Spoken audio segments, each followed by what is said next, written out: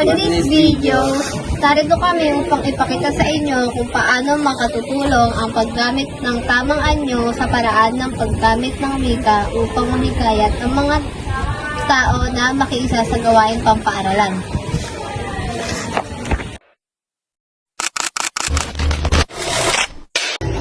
At narito ang mga halimbawa ng pakikiisa sa gawaing pampaaralan.